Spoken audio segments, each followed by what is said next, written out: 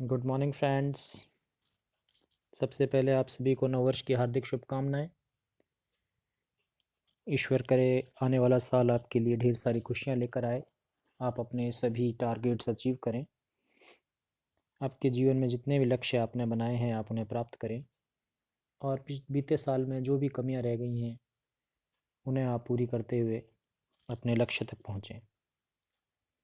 इसी के साथ आप सभी का एक बार फिर से स्वागत करता हूँ मैं इस यूट्यूब चैनल में। पिछले वीडियो में हम डिस्कस कर रहे थे जियोलॉजिकल कंसीडरेशंस ऑफ टनल्स।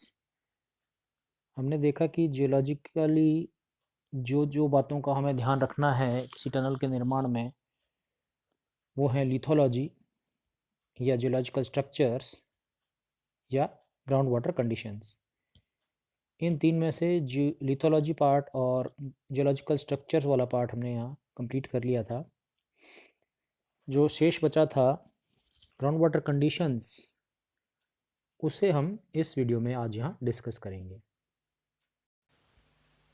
तो आइए शुरू करते हैं। Ground water conditions. किसी भी टनल के निर्माण के दौरान ग्राउंड वाटर की क्या कंडीशंस हमारे लिए ज़रूरी हैं किसी टनल के निर्माण के लिए, उन्हें आज हम यहाँ डिस्कस करेंगे। Determination of ground water conditions in the region of tunnel project is not to be underestimated at any cost. Ground water की जो कंडीशंस है उसे कभी भी कमती नहीं हाँकना चाहिए, उसे अंडर एस्टिमेट नहीं करना चाहिए कभी भी, कि वो बहुत इंपॉर्टेंट फैक्टर है टनल के निर्माण में। Ground water conditions affect the tunnel rocks into two veg.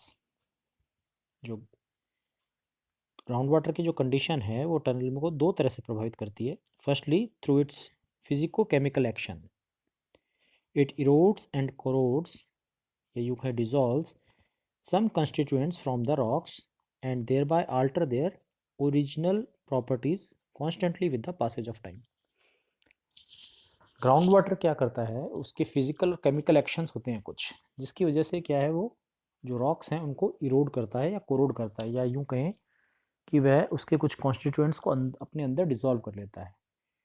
और कुछ कॉन्स्टिट्यूएंट्स को वो अगर डिसॉल्व कर लेगा तो उस रॉक की जो प्रॉपर्टी है वो चेंज हो जाएगी ओरिजिनल प्रॉपर्टी से, जिसकी वजह से जो हम टनल के लिए हमने सोचा है कि शायद इस तरह का रॉक है तो इस तरह की प्रॉपर्टीज इसमें होगी, लेकिन जैसे जैसे ग्राउंड वाटर की वजह से वो रॉक अपनी प्रॉपर्टीज ही लूज़ कर लेगा, तो हमारी एजम्पशंस बेकार हो जाएंगी और उसकी वजह से टनल फ्यूचर में प्रभावित होगी।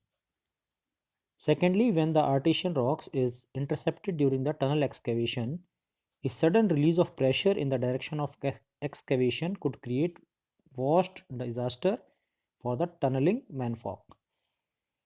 सेकेंडली क्या है कि जो कुछ आर्टिशियन एक्वीफर्स हैं जिनमें पानी प्रेशर के साथ अवेलेबल है, उसमें अगर हमने टनल को एक्सकेवेट किया है तो क्या होगा, एकदम से सडन प्रेशर के साथ पानी आएगा जो एक डिज़ास्टर क्रिएट कर सकता है। जो वहाँ आदमी, जो मज़दूरों की भीड़ है जो काम कर रही है वहाँ पे, उनको बहा के ले जा सकता है। ये दो तीन मेन तरीके थे जिसकी वजह से ग्राउंड वाटर अफेक्ट करता है।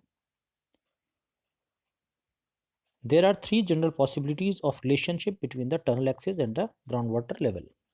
अब ग्राउंड वाटर का जो लेवल है और जो हमारी टनल के एक्सिस है, मतलब किस डायरेक्शन में हम जो टनलिंग करने वाले हैं वो प्लस जो ग्राउंड वाटर, उनके दोनों के बीच में तीन रिलेशंस पॉसिबल हैं।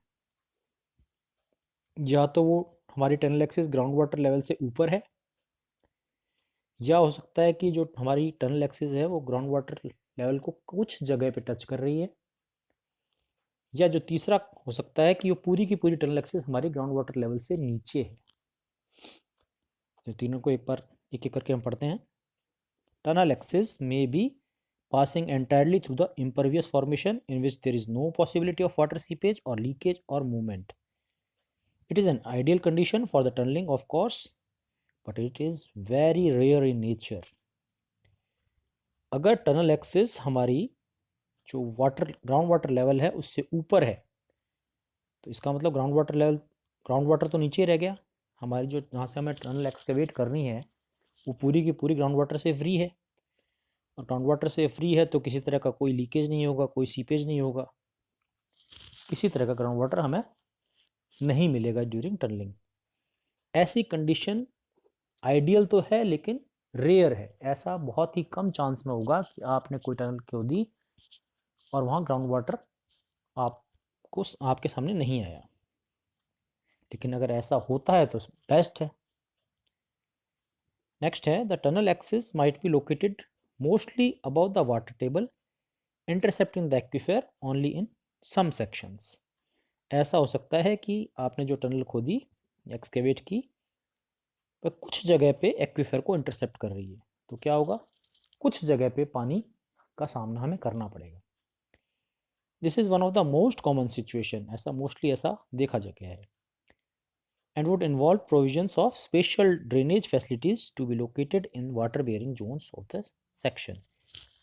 अगर ऐसा केस आता है तो जिस जगह पर हमारा वाटर से सामना होता है, ग्राउंड वाटर सामना होता है, वहाँ पे कुछ ड्रेनेज फैसिलिटीज़ हमें देनी पड़ेगी, जिससे जैसे ही पानी आए उसको ड्रेन आउट कर सकें हम उस वहाँ से। नेक्स्ट है tunnel axis might be located below the water table. ऐसा भी हो सकता है कि हमें ऐसी जगह से टनल गुजारनी पड़े, एक्सकेवेट करनी चाहिए जहाँ पे वाटर लेवल हमारी टनल जो हमारी प्लांट टनल है उससे ऊपर है वाटर टेबल। तो ऐसी केस में क्या होगा, such a situation should be avoided as far as possible. कोशिश तो पहले यही रहनी चाहिए कि ऐसी सिचुएशन को अवॉइड करें। In some specific cases however this might be the only possibility, such as in soft ground tunnelling, under water tunnelling, example below rivers and lakes and in the karst regions. लेकिन कुछ regions ऐसे भी हैं जहाँ पे हम इनको avoid नहीं कर सकते, कई बार अंडर वाटर टनलिंग भी करनी पड़ती है, या सॉफ्ट ग्राउंड में भी टनलिंग की जाती है, तो वहाँ पे भी पानी का सामना करना ही पड़ता है।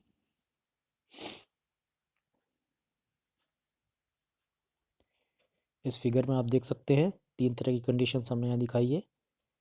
ये हमारी फर्स्ट कंडीशन जहाँ ये हमारी टनल एक्सिस है और ये ग्राउंड वाटर लेवल है, इससे वाटर लेवल से ये जस्ट ऊपर है, तो एकदम सेफ है, कोई दिक्कत नहीं है। नेक्स्ट है ये इस टनल में कहीं कहीं पर ग्राउंड वाटर का सामना हो सकता है, उस पर्टिकुलर जगह पे हमें ड्रेनेज फैसिलिटी देनी होगी। ये थर्ड कंडीशन है जिसमें पूरी की पूरी टनल अंदर है, ग्राउंड वाटर के बिलो है, तो ऐसे में हमें बहुत ही ध्यान से टनलिंग करनी होगी और फुल ड्रेनेज फैसिलिटी होनी चाहिए, फुल सपोर्ट सिस्टम होना चाहिए। Whenever tunnels enter the saturated zone, effective drainage system and also support systems have to be planned much in advance and executed with a great precision and perfection। अगर saturated zone में हमें tunnelling करनी है तो उसका planning बहुत ही बढ़िया होनी चाहिए, और साथ साथ में उसके लिए क्या होना चाहिए, सपोर्ट सिस्टम और ड्रेनेज सिस्टम होना चाहिए। Water is likely to enter the excavation with a force proportional to the full hydrostatic head of the water body। अगर वहाँ आर्टिशियन कंडीशन है तो जो वाटर है वो बहुत ही फोर्स के साथ हमारी एक्सकेवेशन में एंटर हो सकता है, जिससे वहाँ की जो मैन एंड मशीनरी है उसको प्रॉब्लम का सामना करना पड़ सकता है। तो ये थे कुछ जियोलॉजिकल फैक्टर्स जो हमें ध्यान में रखने होते हैं before starting any tunnelling, excavation of any tunnel. तो हमने यहाँ तीनों पार्ट यहाँ डिस्कस कर लिए हैं, ये हमारा लास्ट पार्ट था वीडियो का। Thanks for watching my video, और एक बार फिर से आप सभी को नव वर्ष की शुभकामनाएं। Thank you.